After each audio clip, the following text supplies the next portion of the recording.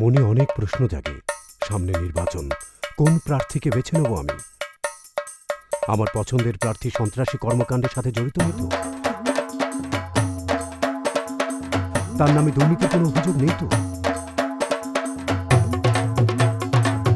আমার এলাকার প্রার্থী ঋণ খেলাপি নাম তো? আইনের চোখে তিনি দণ্ডপ্রাপ্ত অপরাধী কি? টাকার জোরে ভোট বিক্রি করতে তিনি মানুষকে উৎসাহী করেন না তো?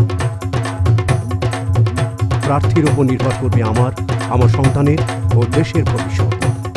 তাই ভোট দেওয়ার আগে আমি অবশ্যই জেনে নেব আমার এলাকার প্রার্থীর ব্যাপারে বিস্তারিত সব। প্রার্থী আমার কেমন মানুষ ঠিকই আমি চিনে নেব, আমার ভোট আমি দেব, দেখে শুনে জেনে দেব।